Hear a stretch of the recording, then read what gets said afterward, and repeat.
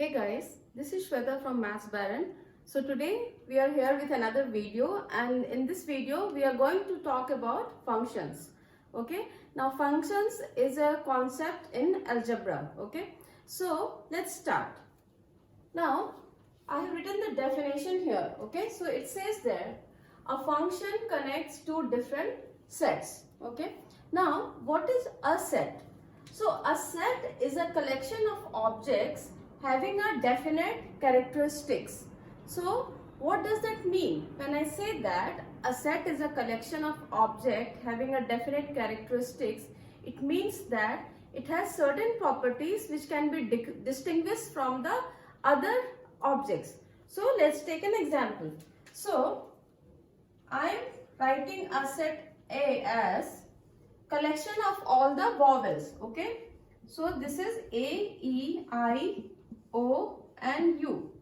Okay, now this is a set. Why? Because this can be distinguished from the other letters, because these are vowels. Okay, and the others are consonant. So this is a set. Now in practical scenario, right? So let's take example of class 8. So when I say that in class 8A, all the number of boys reading. So what is my characteristic here which I am defining is the boys. Okay, so I am distinguishing by their sex. Okay, so it is, I am talking about boys. So in a certain class. So there are two defining characteristics here. So one is the class and the other is that they are all boys. So this is what a set is. Now what does the function do? Okay, so function will actually connect two different sets. So let me take you another example. I am having an equation here, y equal to 2x. Okay, now the criteria is x belongs to natural number and x is less than 5. So I have limited the values of x here. Okay. Now that means if x belongs to natural number and x is less than 5, the values it can take is 1, 2, 3 and 4. Okay. Then what is the value of y here? So the value of y will be twice of x. So it is 2, 4, 6 and 8. Okay. So what is happening here? We are inputting the value, okay, of x and we are getting the output. So the values of x which here varies from 1 to 4, this is called as domain. Okay. While the value of y is the range. So one thing which we have to understand is that for every value of x, there is a unique value of y. Okay. So that is one of the criteria for the function. So there is always one unique value of y when there is a value given for x. So this is how a function works. So it is a one-to-one relationship. So that is one of the important and significant feature of a function. Okay, so now the function can be, now I will take another example. Okay, so to make it more clear, so let's say y is equal to root of x. Okay, now and x is, let's say the values of x belongs to natural number. Okay, and x is less than 10. Okay, so that means the value of x will be 1, 2, 3. So what is the value of x it can take? So it is 1, 2, 3, 4 and so on. So it can take till 9 because I said it is less than 10. Now why I am defining is at square root of x. Okay, now if we know, right, so 4 and 9 are the perfect roots here. Okay, but what is the square root here? So if you see that square root here is plus minus 2.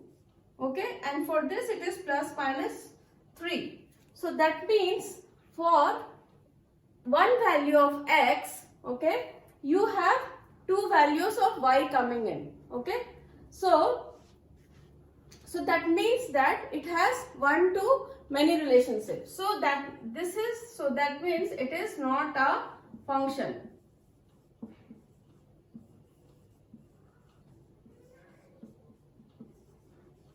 Okay, so this is the main difference which we have to remember, that in a function it is important to have one-to-one relationship, and for every value of domain, okay, for every one value of x you will have a unique value in the range. So that is the most important feature which you need to remember of a function. Now there are three ways we can represent a function, okay. Now I am considering this equation, so why, because this is how we call it, okay. So we call it as an equation. That is the way we have learned from lower classes. But then a function can also be represented in three different ways. So that's what we are doing right now. So y equals to 2x plus 1, okay. So that's the equation for me. Now first is the way is you represent it as a function machine. Now what is function machine is, so what are the operations we are doing?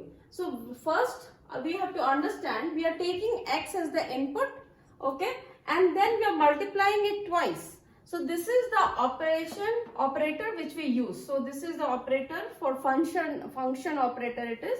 So we represent the operation happening inside the operator, okay. So first is it is being multiplied by 2, okay, then 1 is added to it, and then afterwards what we get the output which is equal to y. So there are two operations which is happening here. So first is multiplication by 2, and then we are adding 1, and then we are arriving to y. So this is how first we break the algebraic operations, and then according to the sequence which we will be doing it, we are going to represent. So this is how you represent a function as a function machine. Now as an equation, so this is the way which we have learned from, like, from the smaller grades.